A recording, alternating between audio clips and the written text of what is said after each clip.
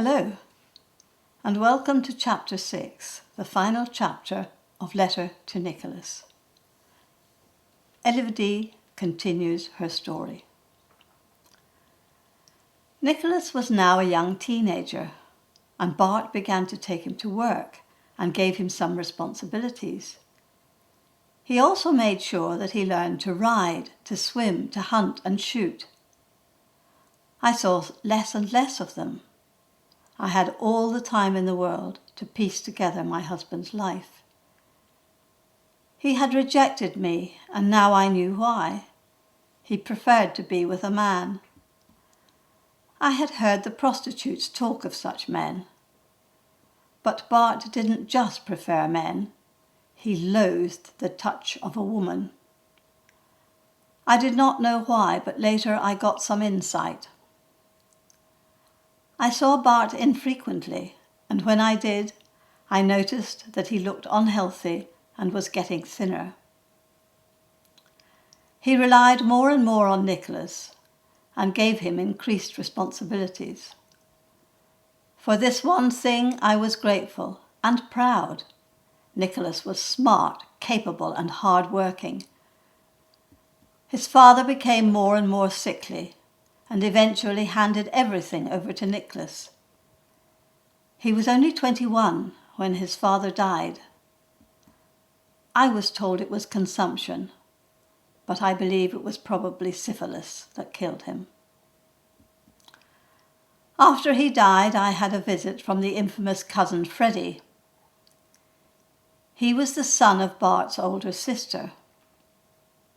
She bore him 4 sons and died in childbirth to her final son. I had deduced from snippets of staff conversation that Elizabeth was intensely jealous of her younger sibling. She quickly understood that she was of little importance. Her brother was heir to everything.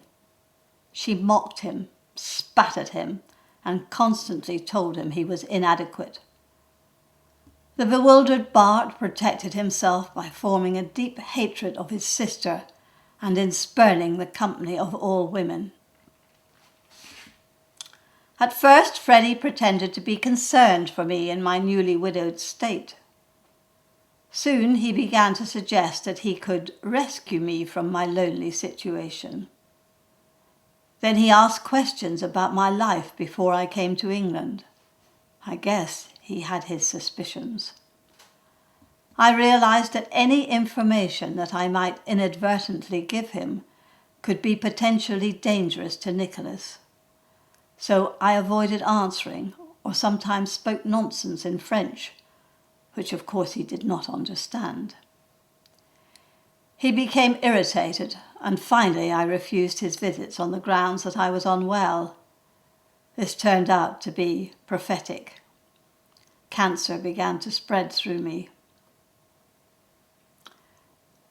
So, Nicholas, that was 3 years ago. I now leave this life that was at times brutally unkind to me.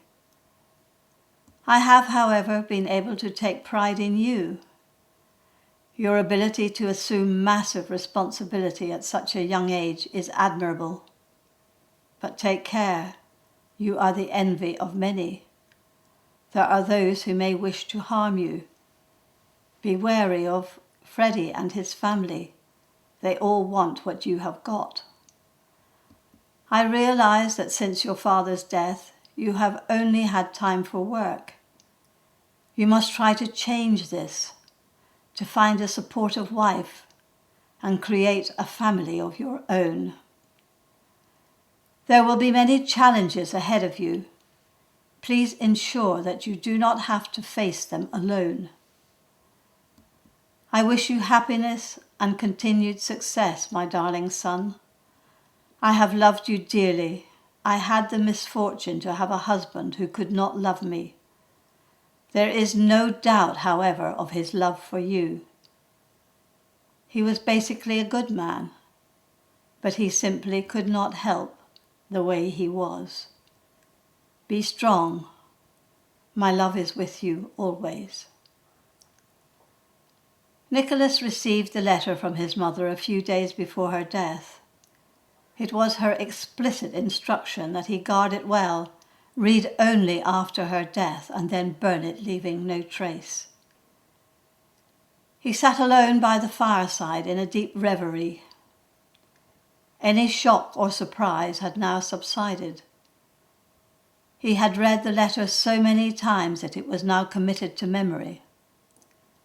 One by one he placed the pages on the fire, watching each one flare up into a bright flame and then die away. Now only a few ashes remained. He stood up and walked to the window. To the left was the forest stretching into the distance. In front of him the lake, where his father had once almost drowned. He realized now that maybe it wasn't so strange that he had shared an exceptional affinity and understanding with his father. He recalled his mother's words. He simply could not help the way he was. Then he murmured, "Nor can I, Mother, nor can I." Thank you for listening. If you enjoyed the story, don't forget to like and subscribe and look out for my next story. But this is all for now. See you soon. Bye.